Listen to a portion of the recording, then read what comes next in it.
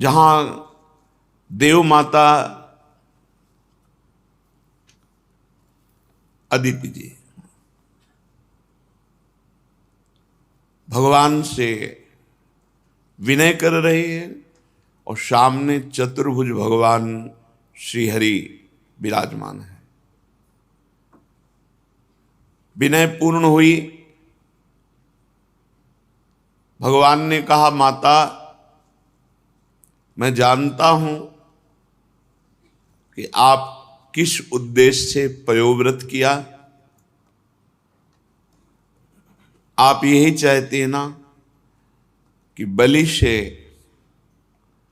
देवराज पद छीन करके आपके पुत्रों को दें, आपके पुत्र पुनः अमरावती में सुखपूर्वक वास करें। तो ऐसा किया नहीं जा सकता, क्योंकि बलि ने अपने गुरुदेव को संतुष्ट कर लिया है और गुरुदेव जिसके ऊपर प्रसन्न है उसको पराक्रम के द्वारा परास्त नहीं किया जा सकता। मैं तुम्हारे पुत्र के रूप में अवतीर्ण हूं और जाकर के भिक्षा मांग करके मैं संपत्ति दे सकता हूं, लेकिन पराक्रम के द्वारा नहीं। ये देखो गुरु आराधना का फल। भगवान कह रहे पराक्रम के द्वारा बलि पर विजय प्राप्त नहीं की जा सकती। मैं तुम्हारा पुत्र बनूंगा और फिर भिक्षा मांगूंगा, भीख मांगूंगा जाके। त्रिभुवन के स्वामी भगवान देव माता अदिति से ऐसा कहा। परीक्षित, भगवान जब ऐसा कह रहे थे तो उस समय तो शंख चक्र गदा और पद्म कमल धारण किए हुए थे। देखते देखते भगवान वामन के रूप में प्रकट हो गए। भगवान का जो भी अवतार होता है सब दिव्य चिदानंदमय होता है, पार्थिव नहीं है। अद्भुत रूप भगवान का वामन रूप, वामन छोटा रूप। कश्यप जी के घर का अंधकार नष्ट हो गया, दिशाएं निर्मल हो गई, नदी और सरोवरों का जल स्वच्छ हो गया। सबके हृदय में एक आनंद की बाढ़ आ रही है। सब ऋतुएं एक साथ प्रकट हो गई। स्वर्गलोक, अंतरिक्ष, पृथ्वी, देवता, द्विज, गौ, पर्वत, सबके हृदय में आनंद का उल्लास है। भगवान वामन जिस समय प्रकट हुए उस समय चंद्रमा श्रवण नक्षत्र पर थे। भाद्रपद मास के शुक्ल पक्ष की श्रवण नक्षत्र वाली द्वादशी थी। अभिजीत मुहूर्त में भगवान का जन्म हुआ। सभी नक्षत्र तारे भगवान के जन्म को मंगलमय सूचित कर रहे थे। जिस तिथि में भगवान का जन्म हुआ था उसे विजया द्वादशी कहते हैं। जन्म के समय सूर्य आकाश के मध्य भाग में स्थित थे। भगवान के अवतार के समय शंख, ढोल, मृदंग, ढफ, नगाड़े आदि बाजे बजने लगे। तरह तरह के वाद्य बज रहे हैं। तुरही तुमुल ध्वनि कर रही। अप्सराएं प्रसन्न होकर नाचने लगी। श्रेष्ठ गंधर्व गाने लगे। मुनि, देवता, मनु, पितर, अग्नि स्तुति करने लगे। सिद्ध, विद्याधर, किम पुरुष, किन्नर, चारण, यक्ष, राक्षस, पक्षी, मुख्य मुख्य नागगण और देवताओं के अनुचर ये नाचने गाने एवं भूरी भूरी प्रशंसा करने लगे। देव माता अदिति के आश्रम को पुष्पों की वर्षा से ढक दिया ऋषि मुनि गंधर्वादि ने। अदिति जी को बहुत आनंद देखा। परम पुरुष परमात्मा सर्वाश्चर्य में स्वरूप धारण किए हुए विराजमान है। कश्यप जी भी भगवान को अपनी योग माया से शरीर धारण किए हुए देख विस्मित हो गए। और कहने लगे, जय हो विश्वात्मा, आपकी जय हो। परीक्षित, भगवान स्वयं अव्यक्त एवं चित स्वरूप हैं। उन्होंने जो परम कांत में आभूषण एवं आयुधों से युक्त शरीर ग्रहण किया था, वो देखते देखते अंतर्ध्यान हो गया और भगवान वामन ब्रह्मचारी का रूप धारण कर लिया। ठीक वैसे ही जैसे कोई नट अपना वेश बदल ले, क्योंकि नट नागर अद्भुत लीला विहारी भगवान हैं। भगवान को वामन ब्रह्मचारी के रूप में देखकर महर्षियों को बड़ा आनंद हुआ। उन लोगों ने कश्यप प्रजापति को आगे करके जात कर्मादि संस्कार करवाए। जब उनका उपनयन संस्कार होने लगा, तब स्वयं गायत्री देवी सविता ने उन्हें गायत्री का उपदेश किया। देवगुरु बृहस्पति जी ने यज्ञोपवीत और कश्यप जी ने मेखला, पृथ्वी ने कृष्ण मृगचर्म, वन के स्वामी चंद्रमा ने दंड और माता आदित्य ने कौपीन कटिवस्त्र और आकाश ने वामन वेशधारी भगवान को छत्र दिया। अविनाशी प्रभु को ब्रह्मा जी ने कमंडल दिया, सप्तऋषि ने कुश दिया, सरस्वती जी ने रुद्राक्ष की माला समर्पित की। इस रीति से वामन भगवान का प्रकट होना और तुरंत उपनयन संस्कार होना। यक्षराज कुबेर ने उनको भिक्षा का पात्र दिया और जगत जननी अन्नपूर्णा भगवती उमा ने स्वयं भिक्षा दी। वटु वेशधारी भगवान वामन का सम्मान इस तरह से सब बड़े महाजनों ने किया। ब्रह्मर्षियों से भरी हुई सभा में अपने ब्रह्म तेज के कारण अत्यंत शोभायमान हुए वामन भगवान। भगवान ने स्थापित प्रज्वलित अग्नि को कुशों से परिसमूहन और परिस्तरण करके पूजा की, हवन किया, जो ब्रह्मचारी का नियम होता है। और उसी समय तैयार हो गए यशस्वी बलि। भृगुवंशी ब्राह्मणों के आदेशानुसार अश्वमेध यज्ञ कर रहे हैं, वहां जाकर के भिक्षा मांगना। यद्यपि भगवान समस्त शक्तियों से युक्त हैं, उनको क्या मांगना। जे ही भगवान चले मांगने के लिए, पृथ्वी पग पग पर नाच रही, क्योंकि भगवान के चरण चिन्ह से युक्त होती जा रही। नर्मदा के उत्तर तट पर भृगुकच्छ नाम का एक बड़ा सुंदर स्थान है। वहीं महाराज बलि यज्ञानुष्ठान कर रहे थे। मानो करोड़ों सूर्य एक साथ आ रहे हों, ऐसा तेज वामन भगवान का। दूर से ही सब ऋषि मुनि खड़े हो गए देखकर वामन भगवान को कि यज्ञ मंडप की तरफ तेजो में भगवान। वामन भगवान के तेज से ऋत्विज यजमान सदस्य सब के सब निस्तेज हो गए और सब सोचने लगे कि कौन आ रहा है, इतना तेजस्वी कौन हो सकता है। या तो मूर्तिमान अग्नि और या सनत कुमार। कौन है? भृगु जी के पुत्र शुक्राचार्य अपने शिष्यों के साथ इसी प्रकार कल्पना कर रहे थे कि हाथ में छत्र दंड जल से भरा कमंडल लिए हुए वामन भगवान अश्वमेध यज्ञ के मंडप में प्रवेश किया। कमर में मूंज की मेखला है, गले में यज्ञोपवीत धारण किए हुए हैं, बगल में मृगचर्म है, सिर पर जटा और बौना स्वरूप ब्राह्मण के वेश में ब्रह्मचारी भगवान यज्ञ मंडप में प्रवेश किए तो सब भृगुवंशी ब्राह्मण निस्तेज हो गए, निष्प्रभ हो गए। सब के सब अग्नियों के सहित खड़े होकर वामन भगवान का स्वागत सत्कार किया।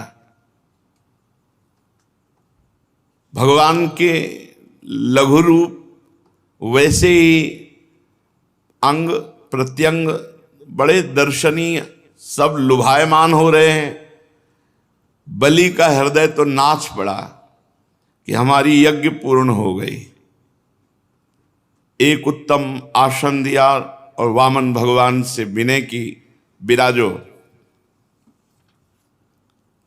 फिर बलि ने अभिनंदन किया, पात्र मंगाया, चरण पखारे भगवान के। आहा, पांव पखार कर चरणामृत पिया, माथे पे धारण किया। फिर वामन भगवान की पूजा की। प्रतिपल बलि के हृदय में एक अद्भुत आनंद, भगवान के चरण कमलों का जो चरणामृत पान किया तो वैसे ही निष्पाप हो चुके थे बलि, क्योंकि 100 अश्वमेध यज्ञ। जिस चरणामृत को स्वयं देवादिदेव चंद्रमौली भगवान शंकर अत्यंत भक्ति भाव से अपने सिर पर धारण करते हैं, वही चरणामृत धर्म के मर्मज्ञ राजा बलि ने जब मस्तक पर धारण किया तो अनुभव में आ गया कि ये कोई साधारण नहीं है। ये या तो स्वयं भगवान है या इस छद्म भेष में कोई महापुरुष पधारे हुए हैं। बलि ने हाथ जोड़कर कहा, ब्राह्मण कुमार, स्वागतम ते नमस्तुभ्यं ब्रह्मन् किं करवाम ते ब्रह्मर्षीणां तपः साक्षान् मन्ये त्वार्यवपुर्धरम् अद्य नः पितरस्तृप्ता अद्य नः पावितं कुलम् अद्य स्विष्टः क्रतुरयम् यद भवानागतो गृहान। स्वागतम स्वागतम, स्वागत है आपका, स्वागत है। नमस्कार नमस्कार, आपको बार बार नमस्कार। आज्ञा कीजिए, मैं आपकी क्या सेवा करूं। आज मुझे ऐसा जान पड़ता है कि बड़े बड़े ब्रह्म ऋषियों की तपस्या ही स्वयं मूर्तिमान होकर वामन के रूप में मेरे सामने आई है।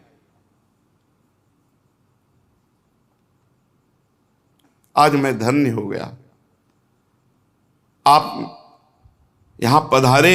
आज मेरे पितर तृप्त हो गए।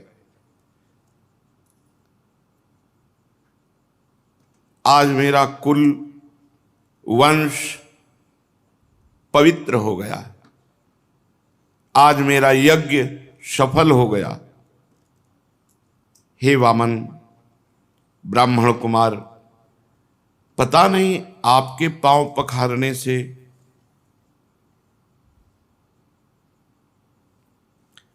बड़ी बड़ी विधि पूर्वक यज्ञ करने पर भी जो आनंद नहीं आया, वो आनंद आपके पांव पखारने से आया। आज मुझे सब फल मिल गया। ये नन्हे नन्हे चरणों का धोवन हमारे हृदय में एक अद्भुत आनंद प्रकट कर रहा है। हे ब्राह्मण कुमार, ऐसा जान पड़ता है कि आप यहां ऐसे ही नहीं आए, कोई उद्देश्य लेकर आए। क्योंकि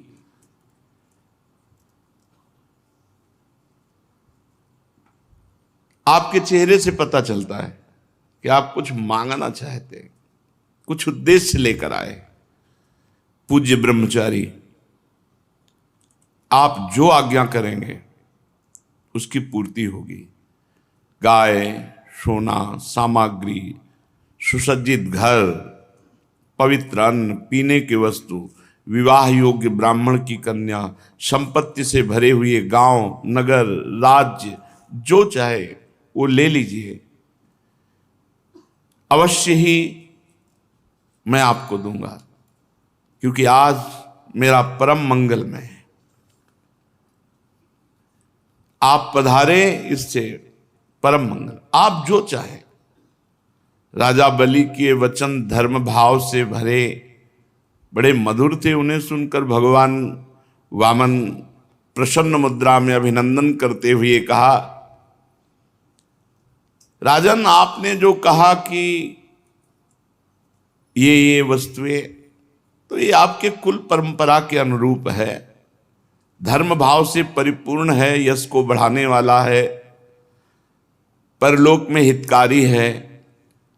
और ऐसा आपके मुख से शोभा भी दे रहा है, क्योंकि भृगुपुत्र शुक्राचार्य जी को गुरु मानकर, परम प्रमाण मान करके आप आराधना कर रहे हैं। और जिसके कुल वृद्ध पितामह परम शांत प्रहलाद जी हों, उसके मुख से ऐसे निकलना स्वाभाविक ही ठीक है। आपकी वंश परंपरा में कोई धैर्यहीन या कृपण पुरुष कभी नहीं हुआ। ऐसा कभी तुम्हारे वंश में नहीं हुआ जिससे मांगा गया हो और वो देने में पीछे हट गया हो। एक बार किसी को देने की प्रतिज्ञा करके मुकर गया हो, ऐसा तुम्हारे वंश में नहीं है। दान के अवसर पर याचकों की याचना सुनकर और युद्ध के अवसर पर शत्रु की ललकार सुनकर मुंह मोड़ लेने वाला कायर आपके वंश में कोई हुआ ही नहीं है। क्यों न हो, आपकी कुल परंपरा में प्रहलाद अपने निर्मल यश से वैसे शोभायमान है जैसे आकाश में चंद्रमा। आपको पता होगा महाराज, आपके कुल में ही हिरणाक्ष जैसा वीर का जन्म हुआ। वो वीर जब हाथ में गदा लेकर अकेला दिग्विजय के लिए निकला, तो सारी पृथ्वी में उसका कोई जोड़ नहीं मिला। तब भगवान श्री हरि जल में से पृथ्वी का उद्धार करने गए थे, तो सामने देखा कि हिरणाक्ष गदा लिए हुए विजय प्राप्त की। पर हिरणाक्ष की शक्ति का आज भी हरि बार बार स्मरण करते हैं। विजय तो प्राप्त की हरि ने, पर बार बार हिरणाक्ष की शक्ति का स्मरण करते हैं कि कितना बलवान था। और महाराज, आपके ही वंश में हिरण्यकश्यप हुए। जब हिरणाक्ष के वध का हिरण्यकश्यप को भारी क्रोध में आकर के वैकुंठ में आक्रमण कर दिया। सोचो, वैकुंठ में आक्रमण कर दिया। ये प्रणाली है, जब जैसे किसी की दूध मांगना हो ना, आपकी गाय तो सैकड़ों में एक है और आपका स्वभाव भी ऐसा है। ऐसा स्वभाव नहीं देखा गया जैसा, मतलब उसको इतना बढ़ा के, उसको इतना पुष्ट करके, आपके वंश में कोई ऐसा हुआ ही नहीं जो एक बार कह दे देंगे और फिर मुकर जाए। पूरा पुष्ट पक्का भगवान कर रहे हैं। अब देखो, है तो बलवान हिरण्यकश्यप, लेकिन है तो बहिर्मुख ना। उसने भगवान पर आक्रमण करना चाहा, भगवान उसके हृदय में बैठ गए। वो बहिर्मुख बाहर घूमता रहा, वो भगवान उसके हृदय में रहे, वो जान नहीं पाया। महाराज बलि, आपके वंश में एक से एक राजन, आपके पिता विरोचन बड़े ब्राह्मण भक्त थे। यहां तक कि उनके शत्रु देवता ने ब्राह्मणों का वेश बनाकर उनसे उनकी आयु का दान मांगा, और उन्होंने ब्राह्मणों के छल को जानते हुए भी अपनी आयु दे डाली। आप भी अपने वंश का ही, और शुक्राचार्य जी आपके गुरु, प्रहलाद जी आपके पूर्वज, बड़ा यश आपके, भगवान बड़ाई किए जा रहे हैं। मुंह मांगी वस्तु देने वालों में आप श्रेष्ठ हैं। तो आपने कहा जो इच्छा हो सो मांग लो। तो देखो हम बहुत संतुष्ट ब्राह्मण हैं, संतोषी ब्राह्मण। हमको तो केवल अपने 3 पग पृथ्वी चाहिए, उतने से काम चल जाएगा।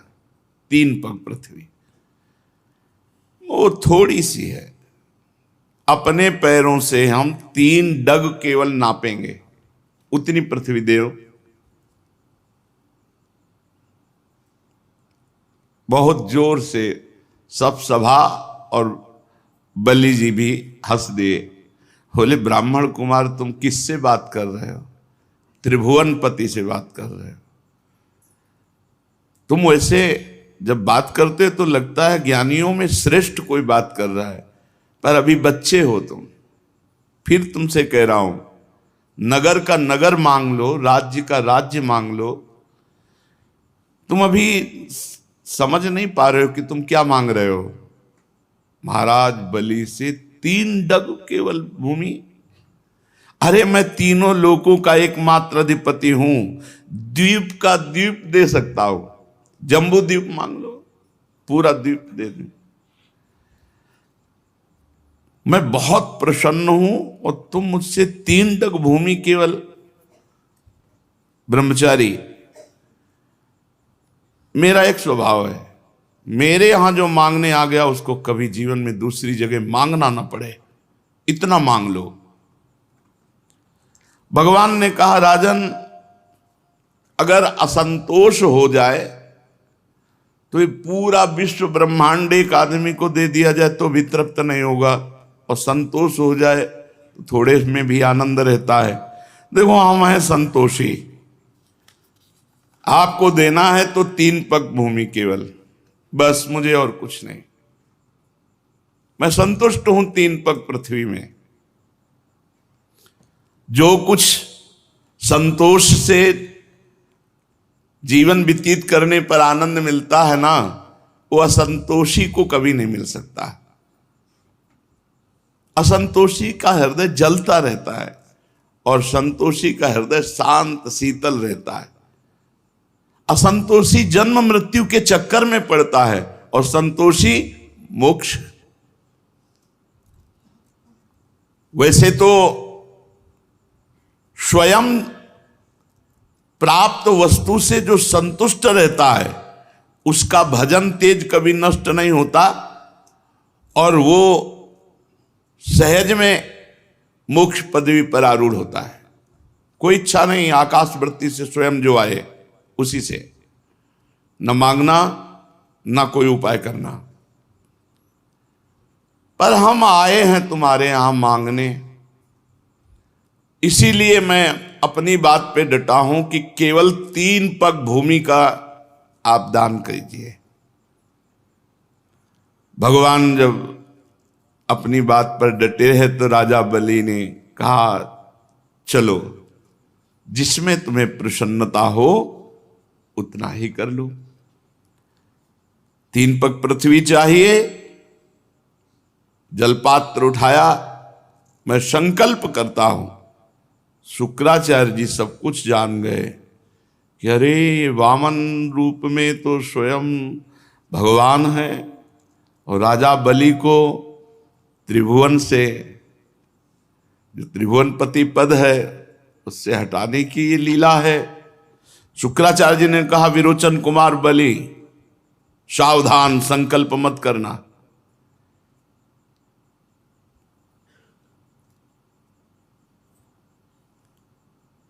ये स्वयं अविनाशी भगवान श्री हरि हैं। ये बड़े छलिया हैं, ये अपने शरणागत देवताओं का काम बनाने के लिए तुम्हारे सामने मीठी मीठी बातें कर रहे हैं। मैंने ध्यान के द्वारा देख लिया, अदिति देव माता ने आराधना की और उनके गर्भ से अवतीर्ण हुए हैं। महान अनर्थ हो जाएगा अगर 3 पग पृथ्वी का दान देने का संकल्प कर लिया, और ये आप पर ही नहीं संपूर्ण दैत्यों पर अन्याय होगा, और मैं बिल्कुल इसे ठीक नहीं मानता हूं। ये ब्रह्मचारी बनकर बैठे हुए जानते हो, तुम्हारा राज्य, ऐश्वर्य, लक्ष्मी, तेज, विश्व विख्यात, कीर्ति, सब कुछ एक क्षण में अपहरण करके इंद्र को दे देंगे। अरे ये विश्वात्मा है, तुम 3 पग भी नहीं पूरे कर पाओगे। मूर्ख, जब अपना सर्वस्व छिन जाएगा तो तेरे परिवार का, तेरे राज्य का कैसे जीवन निर्वाह होगा। अरे ये विश्वव्यापक है, इनको ऐसा मत देख कि ये छोटे से बामन भगवान बैठे हुए। ये विश्वव्यापक विश्वात्मा है, इनका विशाल शरीर इसमें छुपा हुआ है। वो जैसे कितना बड़ा नहीं होता नपना है, वो छोटा हो, जब बड़ा हो कितना लंबा होता है। तो भगवान छोटे से रूप में, जब शुक्राचार्य, मैं जानता हूं इनको, मैं इनको जानता हूं, शुक्राचार्य जी के, मैं इनको जानता हूं। तुम तीसरा पग पूरा नहीं कर सकते। जब पूरा ना कर पाओगे तब तुम्हारी दुर्दशा हो जाएगी। प्रतिज्ञा पूरी ना करने का तुम्हें पाप लगेगा और तुम नरक जाओगे। इसलिए तुम्हें संकल्प करना ही नहीं है, मेरी आज्ञा है। विद्वान पुरुष उस दान की प्रशंसा नहीं करते जिसके बाद जीवन निर्वाह के लिए कुछ बचे ही नहीं। जिसका जीवन निर्वाह ठीक ठीक चलता है वही संसार में दान, यज्ञ, तपस्या और परोपकार के कर्म कर सकता है। धन के 5 हिस्से लगाने चाहिए। एक हिस्सा धर्म के लिए, गुप्त, कोई जाने ही नहीं तो धर्म माना जाएगा। और एक हिस्सा यश के लिए, जो सब जाने कि हां इतना दान किया है। और एक हिस्सा जिससे धन आ रहा है उस धन की अभिवृद्धि के लिए, बढ़ाने के लिए। और एक हिस्सा अपने परिवार के भोग के लिए। और एक हिस्सा आए हुए अतिथि, स्वजन, रिश्तेदार, नातेदार, पशु पक्षी, इनकी सेवा के लिए। जो अपने धन के 5 हिस्से करता है वो इस लोक और परलोक में दोनों जगह सुख पाता है। असुर शिरोमणे, यदि तुम्हें यह चिंता हो कि तुम्हारी प्रतिज्ञा टूट जाएगी तो मैं इस विषय में तुम्हें कुछ ऋग्वेद की श्रुतियों का आश्रय सुनाता हूं। श्रुति कहती है किसी को कुछ देने की बात स्वीकार कर लेना सत्य है, और नकार जाना अर्थात अस्वीकार कर देना असत्य है। पर यह शरीर एक वृक्ष है, सत्य इसका फल फूल है। और जब वृक्ष ही न रहे तो फल फूल क्या करेंगे। इसलिए नकार जाना, अपनी वस्तु दूसरे को न देना, दूसरे शब्दों में अपने लिए भोग के लिए संग्रह बचाए रखना, इस शरीर रूपी वृक्ष का मूल है। इसलिए इतना उचित है कि ना कर दो, नहीं दे पाएंगे। शुक्राचार्य जी अपने शिष्य को नीति का वर्णन, प्रीति का नहीं वर्णन कर रहे हैं। हां मैं दूंगा, ये वाक्य ही धन को दूर कर हटाने वाला है, इसलिए कह दो नहीं दूंगा। याचकों को सब कुछ दे देना, स्वीकार कर लेना ही थोड़ी ठीक होता है। इसके विपरीत विचार पूर्वक कुछ थोड़ा लेने वाला हो तो दे दे, चलो भाई हमारा परिवार भी पालेगा, तुम्हारा भी काम चल जाएगा। लेकिन यहां बिल्कुल ठीक नहीं, यहां तो अस्वीकार ही करो, बिल्कुल नहीं देना, नहीं देना, 3 पग पृथ्वी भी नहीं देना। तुम्हें लग रहा हो कि झूठ बोल दिया, तो देखो यहां झूठ बोलने में पाप नहीं लगता। जब अपनी स्त्री को प्रसन्न करने के लिए, तो झूठ बोलने में कोई बात नहीं। शुक्राचार्य जी महाराज प्रमाण दे रहे हैं। और हास परिहास में बोला गया झूठ, किसी के प्राण बचाने में बोला गया झूठ, और किसी जीवन रक्षा, प्राण संकट, गौ ब्राह्मण, इनके हित में बोला गया ये पापकारी नहीं होता है। अपनी स्त्री को प्रसन्न करने के लिए बोला गया, हास परिहास में बोला गया, और किसी की आजीविका जा रही है और आप झूठ बोल दो बच जाएगी तो आप झूठ बोल दो, वो सत्य का फल मिलेगा आपको। किसी के प्राण जा रहे हैं और आपके झूठ बोलने से बच जाते तो आप झूठ बोल दो, उसके प्राण बच जाएंगे। गौ ब्राह्मण के हितकर में अगर आप झूठ बोल देते हैं तो वो सत्य के समान होगा। किसी की निंदा होने जा रही है, उसका बेचारे का सर्व यश क्षीण हो जाएगा, झूठ बोल दो बच जाएगा। ये स्थान बताए शुक्राचार्य जी ने और कहा तुम झूठ के लिए डरो मत, बोल दो मैं नहीं दे पाऊंगा 3 पग पृथ्वी। गुरुदेव बोल रहे हैं। राजा बलि ने कहा भगवान आपका कहना सत्य है, गृहस्थाश्रम में रहने वालों के लिए वही परम धर्म है जिससे उनकी आजीविका में बाधा न पड़े।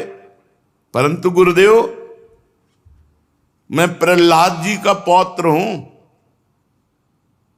आहा, प्रहलाद जी का पौत्र हूं, अर्थात भगवान के भक्ति और भक्तों की श्रेणी में चरम अवस्था को प्राप्त महापुरुष, ऐसे महापुरुष का पौत्र होकर एक बार देने की बात कहकर मैं मुकर जाऊं, कभी नहीं हो सकता। इससे बढ़कर के कोई पाप नहीं हो सकता मेरे लिए कि वामन ब्रह्मचारी हमारे यहां मांगने आए और मैं अपने सुख के लिए कह दूं कि नहीं नहीं अब मैं झूठ बोल जाऊं कि अब आपको नहीं दे पाऊंगा पृथ्वी। महाराज, इस संसार में सबसे बड़ी बात है आए हुए अतिथि का, शरणागत का पूर्ण रूप से स्वागत करना सबसे बड़ी बात है। दधीची अपने हड्डियों को, जीवन को दे दिया, सिवी काट काट के मांस दे दिया कबूतर की रक्षा के लिए। इन महापुरुषों ने दुस्तित प्राणों को दान कर दिया। ये तो पृथ्वी मांगने आए हैं और इस पर हम विचार, सोच विचार इतनी गहराई से नहीं। महाराज गुरुदेव, ऐसे लोग संसार में बहुत नहीं देखे जाते जो देने की बात कह करके डटे रहें, युद्ध में जो कभी पीठ ना दिखाएं और जिनके घर से कभी भिक्षुक वापस नहीं गया, ऐसे ज्यादा नहीं देखे जाते। शतपात्र प्राप्त हो और धन का दान कर दे, इससे बढ़कर लाभ क्या हो सकता है। गुरुदेव, उदार करुणाशील पुरुष अपात्र याचक की कामना पूर्ण करके भले दुर्गति भोगना पड़े स्वीकार करते हैं। फिर आप जैसे ब्रह्मवेत्ता पुरुष इन परम तेजस्वी ब्रह्मचारी जो हम पात्र हैं, इनकी अभिलाषा पूर्ण करने में आप कह रहे हैं कि ना कह दो। और आपने संकेत किया कि ये वरदानी भगवान श्री हरि हैं, तब तो और मैं उत्साहित हो गया कि त्रिभुवन के स्वामी होकर के ये भिक्षुक बन करके हमारे सामने आए हैं। अरे ये तो अपने पराक्रम से भी ले सकते थे। जब ये त्रिभुवन के पति होकर के भिक्षुक बन करके आए हैं तो इनको अवश्य अवश्य अवश्य दान करूंगा। मेरे अपराध को क्षमा करो कि मैं आपकी आज्ञा का उल्लंघन कर रहा हूं। ये अधर्म से मुझे बांध लें, मेरा अनिष्ट करें, मुझे भयभीत करें, मैं विचलित नहीं होऊंगा। ये पवित्र कीर्ति भगवान श्री हरि ही क्यों ना हो, ये अपना यश खोना नहीं चाहेंगे। अगर ये मांगने पर उतर गए हैं तो ये छीन भी सकते हैं।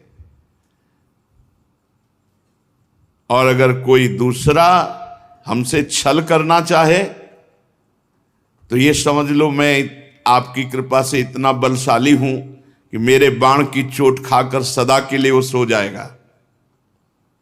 मैं गुरुदेव आपकी बात नहीं मानूंगा।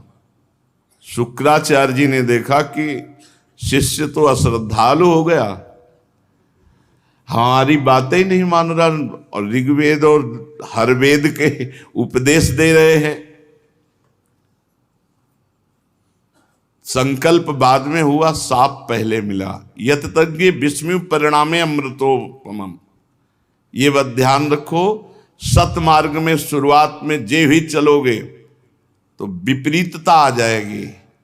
देखो अभी संकल्प नहीं किया और शुक्राचार्य जी ने हाथ में जल लिया और कहा मैं शाप देता हूं, तुम्हारा संपूर्ण ऐश्वर्य भ्रष्ट हो जाए, तुमसे छिन जाए, तुम ऐश्वर्यहीन हो जाओ। गुरु की आज्ञा का उल्लंघन, सत्य प्रतिज्ञ उदार,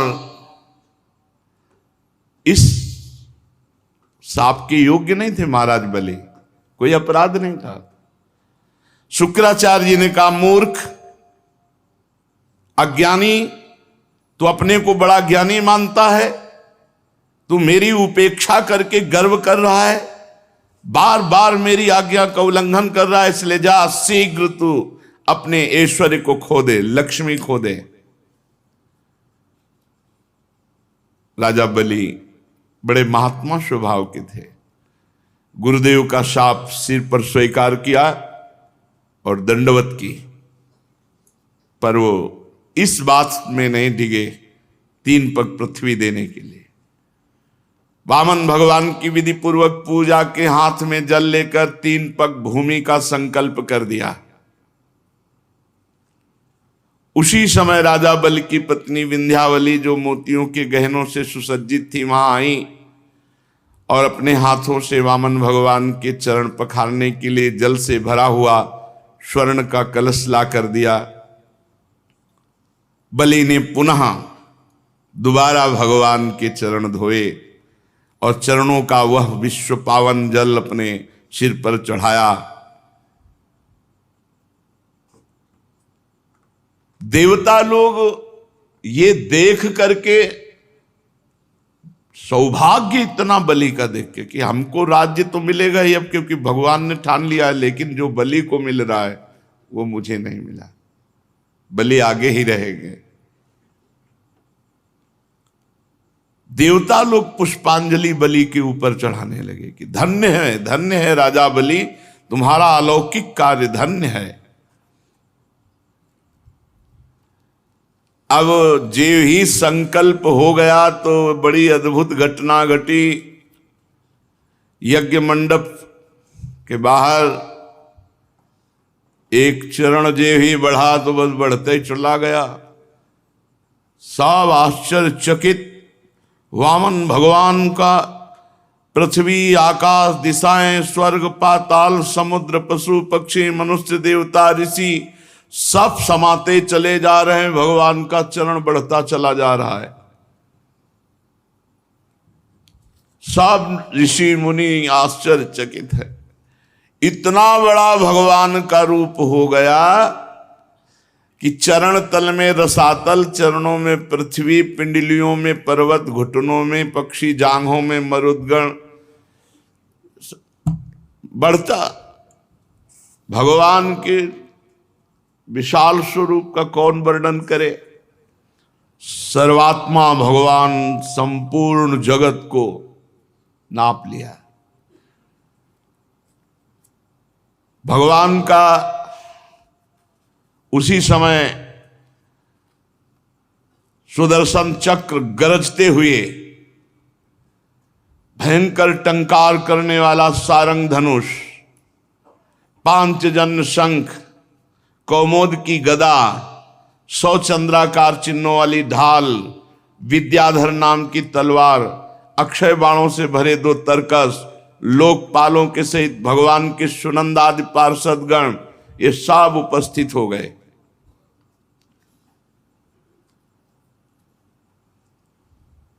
परीक्षित, भगवान का चरण कमल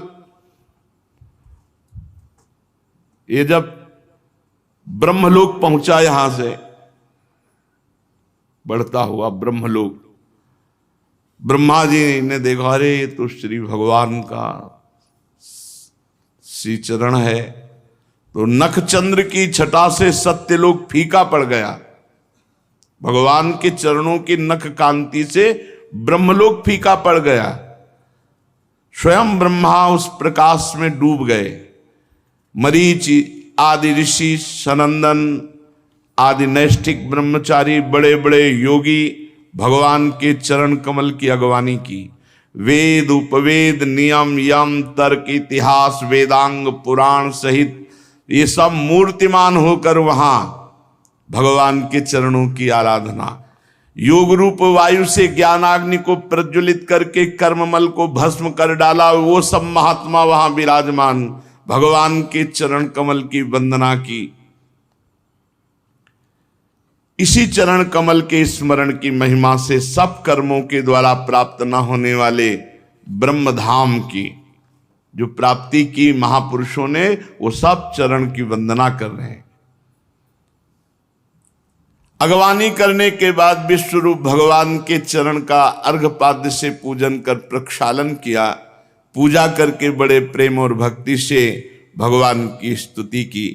ब्रह्मा के कमंडल का वही जल वामन भगवान के पांव पखारने से पवित्र होने के कारण गंगा जी के रूप में परिणित हुआ। आकाश मार्ग से पृथ्वी पर गिरकर तीनों लोकों को पावन करती हुई ये गंगा जी हैं। गंगा जी क्या है? मूर्तिमान भगवान के चरणारविंद की उज्जवल कीर्ति हैं। ब्रह्मद्रोह साक्षात ब्रह्म है। अलकनंदा, मंदाकिनी और पृथ्वी पर भागीरथी गंगा।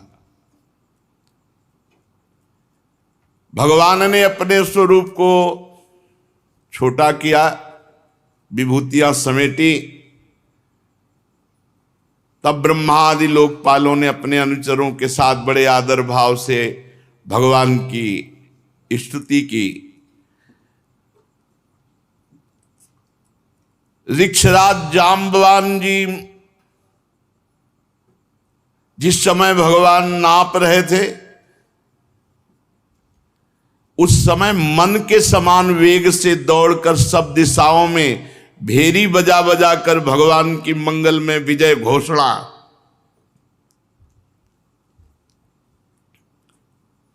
तभी वो जब कौन जाए समुद्र के पार, तो कह रहे हैं कि समुद्र क्या, बूढ़ा हो गया हूं। नहीं तो जितने में भगवान ने 2 पग पृथ्वी नापी थी, उतने में 7 परिक्रमा पूरे ब्रह्मांडों की, और हर जगह जय घोष वामन भगवान की जय। मन के वेग के समान, मन के वेग के समान। जैसे आप बंबई गए हो, अभी सोचो अभी पहुंच जाओगे, अभी मन बंबई की वो सीन ले आएगा जो आप देखे हो, या अमेरिका गए हो, या इतना तीव्र गति थी जाम्बवान जी की। और बहुत पुराने हैं ये, हर अवतार में है। देखो वामन अवतार में ये लीला, और रामा अवतार में वो लीला, और कृष्णा अवतार में भी लीला। जाम्बवती जी इन्हीं की तो पुत्री है। और युद्ध भगवान श्री कृष्ण से बहुत दिन जो अंदर युद्ध चला, जब जाम्बवान रग रग दर्द करने लगी तो उन्होंने कहा ऐसा पिटाई करने वाला कोई हो ही नहीं सकता दूसरा स्वामी के सिवा, कि जो हमारे शरीर में पीड़ा पहुंच जाए। तब उन्होंने कहा प्रभु आप हमारे राम जी हो। तो श्याम जी ने दिखाया राम जी का रूप, तो कहा भेंट में कन्या स्वीकार करो, ये दहेज में सिमंतक मणि ले। जाम्बवती जी वही महाभागवत जाम्बवान जी भगवान की मंगल में विजय घोषणा की। दैत्यों ने देखा, जो बड़े बड़े वीर थे कि 3 पग पृथ्वी मांगने के बहाने तो सारा त्रिभुवन ले गए। हमारे महाराज यज्ञ में दीक्षित हैं, वे कुछ कहेंगे नहीं। तो उन्होंने कहा, अरे ब्राह्मण नहीं है, ये महामायावी हरि है, ब्राह्मण के भेष में आकर देवताओं का काम बना रहा है। हमारे स्वामी यज्ञ में दीक्षित है, इसलिए इस ब्रह्मचारी वेश बनाकर आने वाले, याचना करने वाले पर आक्रमण करो। दैत्यों ने कहा, हमारे स्वामी को इसने छल लिया है। हमारे स्वामी कभी झूठ नहीं बोलते। ऐसी अवस्था में हम लोगों का कर्तव्य होता है अपने स्वामी की संपत्ति की रक्षा करना। और असुरों ने अपने अपने हथियार उठा लिए, वामन भगवान को मारने के लिए टूट पड़े। पहले ही बता दिया कि जब वामन भगवान ने अपने चरण बढ़ाना शुरू किया था तो दिव्यास्त्र और दिव्य पार्षद सब पहले उपस्थित हो गए थे। एक क्षण में जितने दैत्य उत्साहित होकर के, तो नंद सुनंद जय विजय प्रबल बल कुमुद कुमुदाक्ष विश्वक्सेन गरुण जयंत, श्रुतदेव पुष्पदंत सात्वत, ये भगवान के दिव्य पार्षद संहार करने लगे दैत्यों का। जब राजा बलि ने देखा कि भगवान के पार्षद मेरे सैनिकों को मार रहे हैं, तो उनको शुक्राचार्य जी के शाप का स्मरण आया कि गुरुदेव ने शाप दे दिया है कि ऐश्वर्य भ्रष्ट हो जाओ। तो उन्होंने कहा, विप्रचित्ति राहु नेमि आदि दैत्यों, मेरे भाइयों मत लड़ो, शांत हो जाओ, इस समय हमारा अनुकूल नहीं है। दैत्यों, काल के विधान को जानने वाले, सामर्थ्य रखते हुए भी अपने क्रोध को दबा करके समय का इंतजार करते हैं। ये समय सही नहीं है। देखो, जब हमारी उन्नति का समय था तो काल हमारे पक्ष में था, देवताओं को बिना लड़े स्वर्ग छोड़कर भागना पड़ा था। आज काल हमारे प्रतिकूल है, इसलिए हमारी अवनति होनी है। बल, मंत्री, बुद्धि, दुर्ग, मंत्र, औषधि, कोई उपाय इस समय मेरा काम नहीं करेगा, क्योंकि काल हमारे अधीन नहीं। इस समय काल विपरीत है। तुम लोग चिंता मत करो, शांत हो जाओ। दैव काल जब हमारे अनुकूल होगा तब हम पुनः इंद्र पद प्राप्त करेंगे। परीक्षित अपने स्वामी बलि की बात सुनकर भगवान के पार्षद विजयश्री और दानव भाग गए। भगवान ने पक्षीराज गरुण से कहा कि बांधो इस बलि को, वरुण पास में बांध दो। ये बहुत कष्टप्रद पास होता है, प्रतिपल प्राणों को कष्ट देता है। बांध दिया गया, वरुण पास में बलि को बांध दिया। वैसे बिल्कुल विचित्र लीला है इनकी। देखो, जब केवल इनको कोई पकड़ना चाहता है कि मुझे केवल भगवान चाहिए, तब ये बात बहुत हिम्मत करके चलना है। केवल भगवान के लिए बहुत हिम्मत करनी है। गुरु ने मना किया, बलि ने नहीं माना, भगवान को दे दिया, तो प्रशंसनीय। भगवान ने आप प्रशंसा नहीं की, कहा बांधो इसको। गरुण जी को आदेश किया, तुरंत वरुण पास में बांध दिया। अब तो आकाश में समस्त दिशाओं में कि गलत है, गलत है।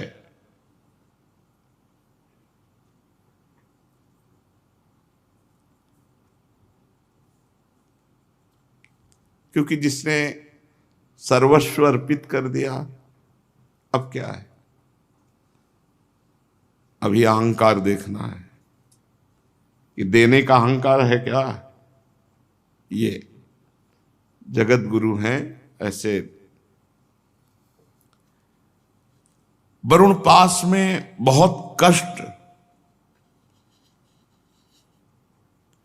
सब संपत्ति छिन गई और लेने वाले कठोर व्यवहार दिखा रहे हैं। बांध दो, बांध दिया, जैसा विपक्ष में होता है। भगवान ने बलि से कहा, ए असुर, तुमने मुझसे कहा था कि 3 पग पृथ्वी, तो 2 पग में हमने समस्त ब्रह्मांडों को नाप लिया। बोल अब तीसरा पग कहां से देगा? पूरा कर। जहां तक सूर्य की गर्मी पहुंचती, जहां तक नक्षत्र, चंद्रमा, किरणें, बादल बरसते, सब नप गया। तेरे देखते देखते मैंने पैर से भूलोक, आकाश, दिशाएं, स्वर्गलोक, महरलोक, जनलोक, तपलोक, सत्यलोक सब नाप लिया। बोल तीसरा पग अगर नहीं देगा तो तुझे नरक में डालूंगा।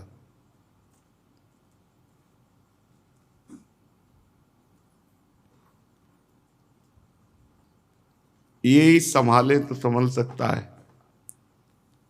नहीं तो ऐसी कैसे ऐसे हो सकता है। और गुरु तो तेरे प्रतिकूल हो ही गए हैं, शाप दे ही दिया है।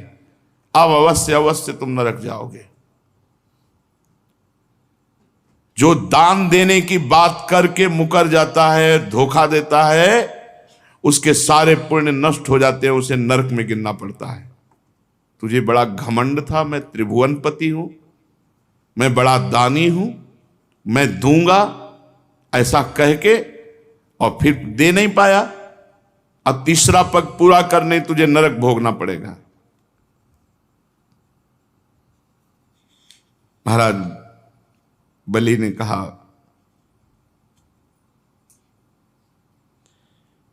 आराध्य देव, आपकी बड़ी पवित्र कीर्ति है, तो क्या आपने ये समझा कि मैं झूठ बोल रहा था कि तीसरा पग, 3 पग पृथ्वी नहीं दे पाऊंगा? ऐसा नहीं है, मैं आपको सत्य बोल रहा हूं और सत्य दिखाऊंगा। आप धोखे में नहीं हैं। 2 पग से हमारी संपत्ति नापी, अब तीसरा पग से मुझे नापो, क्योंकि मैं संपत्ति से अलग हूं, मैं संपत्तिवान था। अब अपना चरण मेरे माथे पे रखो, उसी वामन रूप में नापो मेरे को। 1 पग मैं हूं, क्योंकि भगवान वामन रूप में। मैं झूठ नहीं बोला था, और ये भी नहीं कह रहे कि आपने छल किया है। आपकी पवित्र कीर्ति है। आप मेरी बात को असत्य समझते हैं, ऐसा नहीं, मैं उसे सत्य कर दिखाता हूं। आपको धोखे में नहीं डाला। आप कृपा करके तीसरे पग को मेरे मस्तक पर धार, और ये नरक में जाने का भय किसी और को दिखाओ, हमें नहीं। देखो, ये भक्त का हृदय होता है। आप मुस्कुरा रहे हो ना, मुझे दुख भरे पास में बांध करके, मुझे कोई दुख नहीं है इससे। आप ऐसा दिखा रहे हो ना कि मेरे पास अब फूटी कौड़ी भी नहीं बची है, गुरु भी विपरीत हैं, और आप भी मुझे दंड दे रहे हैं, इस पर मुझे बिल्कुल कोई भय नहीं है। मैं डरता हूं तो केवल इस बात से कि मुझसे कोई त्रुटि ना हो जाए, अपराध ना बन जाए। अपने पूजनीय गुरुजनों के द्वारा जो दंड दिया जाता है वो तो पावन करने वाला होता है, और मैं ऐसा दंड चाहता हूं, क्योंकि ऐसा दंड ना माता पिता भाई बंधु नहीं दे सकते, वो तो गुरुजन ही दे सकते हैं। प्रभु, आप छिपे रूप से अवश्य ही हमें श्रेष्ठ शिक्षा दी है। आप हमारे परम गुरु हैं। जब कोई धन से मतवाला होता है, बल से मतवाला होता है, अहंकार से मतवाला होता है, तो आप उसे ठीक करते हैं, उसको ज्ञान नेत्र प्रदान करते हैं, उसके अहंकार का नाश करके। ये परम उपकार है नाथ। मैं कैसे बताऊं कि आप कितना उपकार हमारे ऊपर किए। अनन्य भाव से योग करने वाले योगी गण जो सिद्धि प्राप्त नहीं कर पाए, वो सिद्धि मुझे प्राप्त हुई। मुझे ये धमकी मत दो कि नरक, ऐसी महिमा आपकी, ऐसी लीला आपकी, वो आप मुझे दंड दे रहे हैं, वरुण पास से बांध रहे हैं। प्रभु, इसमें ना मुझे कोई लज्जा है, ना मुझे कोई व्यथा है, ना मुझे कोई दुख है। फिर कहता हूं मैं प्रहलाद जी का पौत्र हूं।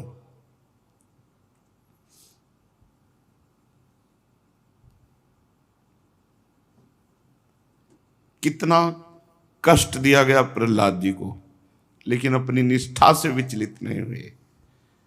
यही है भक्ति का स्वरूप, यही है कि स्वयं हम जिसकी भक्ति कर रहे हैं वही हमारे विपरीत अगर लीला करने लगे तो भी हमें उनको नहीं छोड़ना। ये बड़ी परिपक्व अवस्था भक्ति की होनी चाहिए। देखो, सब कुछ समर्पित है, अब आपके सिवा कोई है नहीं, और आप ही विपरीत हो, गुरु भी विपरीत हो गए, सब विपरीत हो गए, तो आप कम से कम आप तो विपरीत ना होइए।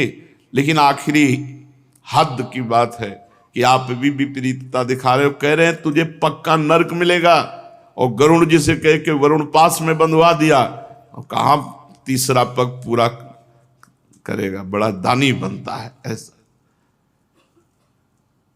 ये जैसे जादूगर की हर चाल को जमूरा जानता है, ऐसे ही भगवान की भक्ति में इतनी सामर्थ्य है कि भगवान की हर चाल को पहले ही भक्त के अंदर भक्ति समझा देती कि ऐसे से ऐसे चलना है। इसीलिए भक्ताधीन भगवान को कहा गया है। भक्ति के भाव में भरकर भगवान अजित को जीत ले, वो भक्ति है। इसलिए भगवान की भक्ति में इतनी सामर्थ्य है कि जो न योगी, न तपस्वी, न ज्ञानी कभी भगवान को अधीन कर नहीं पाए, वो भक्तों के पीछे डोले हैं, भक्तों के पीछे डोले हैं। भक्तन पाछे यो फिरत जीव बछरा संग गाय, भक्ताधीन मनः पूज्य, गोपाल शास्त्र नाम। भक्ता अधीन। प्रहलाद जी की मेरे पितामह हैं, सारे जगत में प्रसिद्धि है। किस बात से? कि आपके भक्तों में सर्वश्रेष्ठ है। तो प्रभु, मैं उन्हीं का पौत्र हूं। आप चाहे जितना विपरीतता करें, हमारी भक्ति में फर्क नहीं पड़ सकता। ये हमारी भक्ति इतनी पुष्ट होनी चाहिए कि बोले हमारी अब श्रद्धा नहीं रह गई। किस बात की? जहां ऐसी परिस्थिति है कि श्रद्धा नहीं रह जाना चाहिए, वहां देखो भक्ति कैसे कि ये विनोद भरी बात किसी और को कहो जाकर, क्योंकि डर जाएगा कि तुम्हें नरक मिलेगा। भगवान कह रहे हैं तुम्हें नरक मिलेगा, अब तो पक्का मिलेगा, तो डर जाना चाहिए। भगवान वरुण पास में बांध रहे हैं, भगवान विपरीतता दिखा रहे हैं, लेकिन फिर भी भक्त अपनी स्थिति में है। प्रभु, हमने निश्चय कर लिया, शरीर एक न एक न दिन छूटेगा, सब छूटेगा। फिर शरीर के लिए या यश कीर्ति के लिए आपको क्या छोड़ना? आपको पकड़े ये सब छूटेगा। लौकिक दृष्टि से आप कुछ भी कहें, लेकिन अंतर्दृष्टि से आप देखें, अंतर्दृष्टि से प्रभु हिरण्यकश्यप के वंश का हूं, तो आप बाह्य दृष्टि से तो हमारे साथ शत्रुता का व्यवहार दिखा सकते हो, अंतर्दृष्टि से नहीं। दोनों बातें सामने रखते हैं। प्रहलाद जी का पौत्र हूं, मतलब भक्ति की कसौटी में आप कितना भी कस लो, हमें फेल नहीं कर सकते। और ये जो बाहर लीला कर रहे हो गलत है नहीं, क्योंकि हिरण्यकश्यप हमारे ही पितर है, तो आपसे द्रोह करते थे, तो आप द्रोह की लीला हमसे करोगे, कर लो, पर अंतर्दृष्टि से देखो आप। बलि ऐसा बोल ही रहे थे, मुख में भगवान नाम, आंखों में अश्रु, प्रहलाद जी पधारे। राजा बलि ने देखा कि मेरे पितामह बड़े तेज संपन्न और मुस्कुरा रहे हैं, कमल के समान कोमल नेत्रों से अश्रुबिंदु टपक रहे हैं। वरुण पास में बलि बंधे हुए, इसलिए जैसा प्रहलाद जी के आने पर आदर करते थे वैसा नहीं कर पाए, केवल नेत्रों से। प्रहलाद जी ने देखा भक्तवत्सल भगवान वहां विराजमान है, सुनंद नंदादि पार्षद सेवा कर रहे हैं। प्रहलाद जी तो वैसे ही पुलकित सुप्रवाह, लेकिन जब देखा कि बलि जी पर इतनी कृपा, तो साष्टांग भगवान के चरणों में लौट गए। और फिर जो भगवान से वार्ता हुई वो आगे शिष्य आगे। श्री राधा वल्लभ लाल।